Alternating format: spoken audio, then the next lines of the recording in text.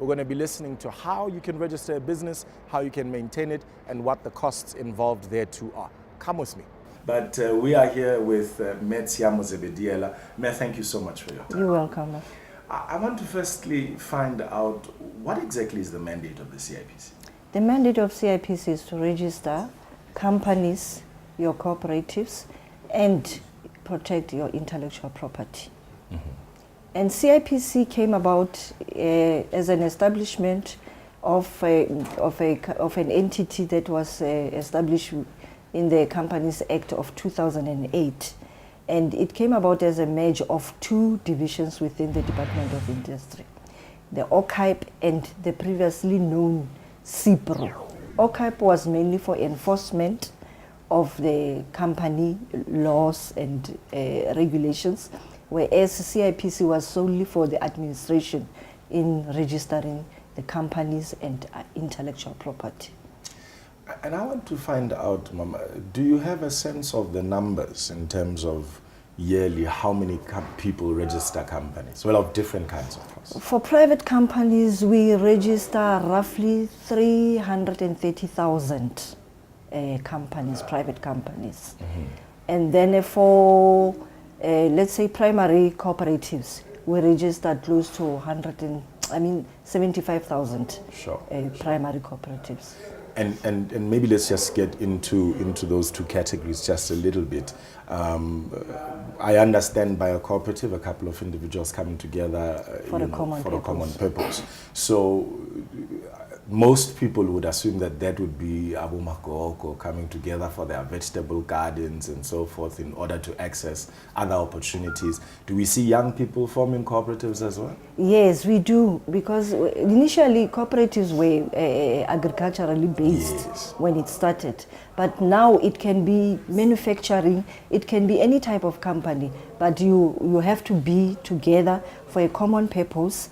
And the number of people registering a cooperative, it's 5 upwards. You come for a common purpose where even families, they do register cooperatives as part of the family. And you register a cooperative, there must be a constitution that drives this cooperative, that will also be part of the, there are certain forms that you use to register a cooperative. Sure. You have the CR1, and then where you put the directors. You have the CR8, where you can stamp it at the police station. And then we have the CR4, where you can appoint a accounting officer to assist you with your financials for a period of 3 years. Of that 300,000 or so entities or people that come and register their business on an annual basis, how many of them perhaps come back and say, hey, thank you very much, we want to close our business? It happens quite often because people will register businesses for wrong reasons. Sure. Others will do it for tendering processes, and when the tender doesn't come through, then they decide somehow that, hey, I've got so many entities, I don't want this one. Let me concentrate on one business that will make money for me. What they do is, you can change. People will register today. Tomorrow they change and say, no, I'm no longer interested in this company. Then they will apply for what we call voluntary deregistration. Voluntary liquidation, whereby then you state your reasons to say that I'm no longer interested in this company. And I want to find out just there on that voluntary sort of liquidation, is there a penalty? Is there something that I pay in order to No fees are requested when you apply for voluntary. You just do it in a form of a letter, and then we with your particulars to say that the following directors agree to this voluntary liquidation. Okay.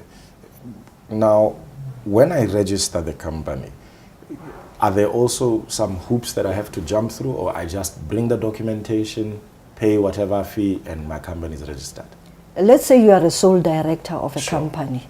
What you need to do is you need to firstly register on our website as a customer.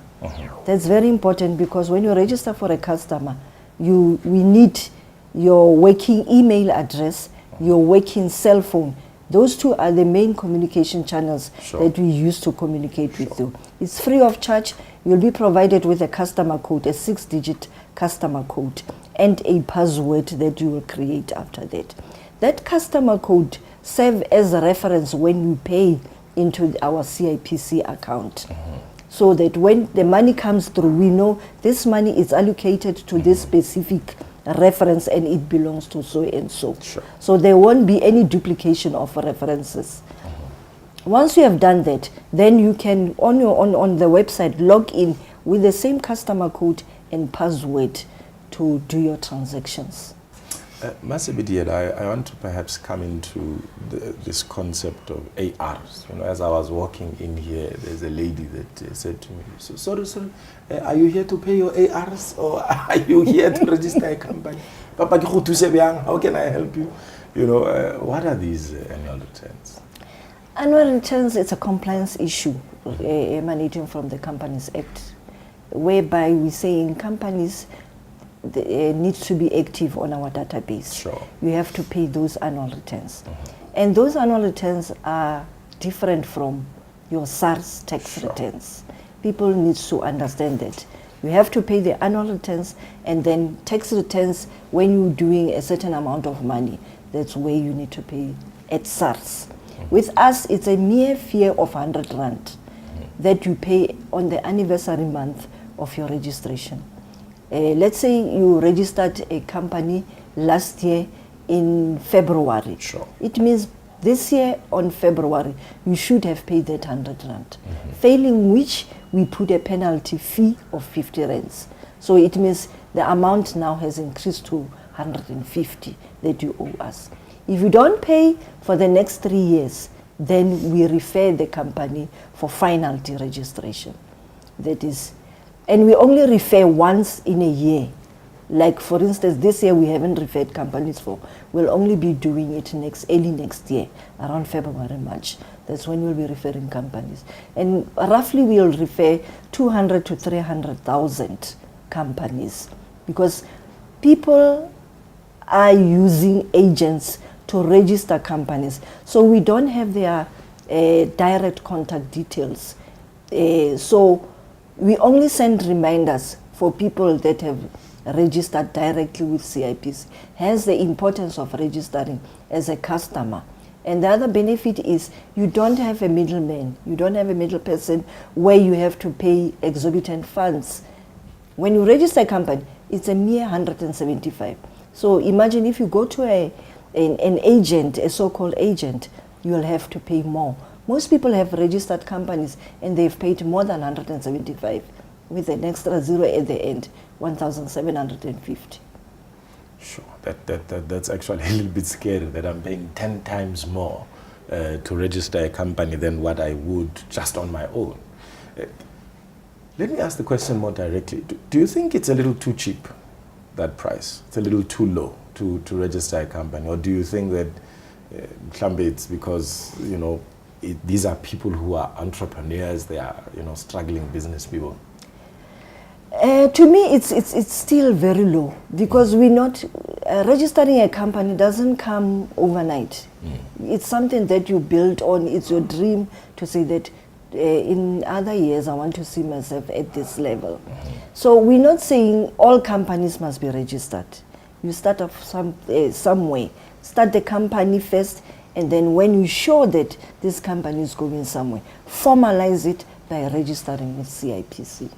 And how many registered companies do you have on your database at the moment? At the moment, we have nearly 3 million PTY LTDs. Sure. So 3 million companies, of which at least one person is there. Well, at the minimum, there's at least one person who is a director in those companies. Yeah, 5 directors, it differs. Sure. And now, so everyone across the country has to register with the CIPC in terms yes, of that. we are the sole entity given that mandate that all companies must be registered with CIPC. How do people get in touch with you? Previously, you know that people used to travel from all parts of South Africa to come to Pretoria to register. We have made registration and contact with CIPC very easy. You can go online and register as a customer, like I've said before. You can also register. We have a memorandum of understanding that we have with certain banks, your ABSA, your FNB, and your Netbank, where you can register a company at. The agreement is for them to charge them not more than 175. But the benefit is for you to open a business account, you can register with them. But they will charge you an extra fee of a minimum amount that they require for establishing a business account. Just finally, Mama, some of the more outlying issues. Why is it that perhaps foreign nationals can't register companies in South Africa? Remember, in South Africa, the most important working document is the identity document. So most of them, they don't have those identity document. And we do it by biometric. Your fingerprint is the most important pick-up point, whether it's for crime or for any other issues. So the important thing is for them to register online because they don't have that biometric fingerprint. So they could register? They can register normally online. You just log in, give company details, and then send through the documents for approval at CIPC. Okay. And is there any sort of requirement? I know in other countries, people can't even operate any business without having 50% or 51% being locals. Do we have that requirement, perhaps? Here we don't have any restrictions. Anybody can register a business, hence the minimal fee of 175, which we think is affordable to everyone. The only thing that you need is that ID number. It will allow you, and we register companies from 16 years upwards, where you have that ID document. Yes. So a 16-year-old can actually come and register a company from that age. So teaching entrepreneurship very young. No, Zebediela, thank you so much for your time. You're welcome.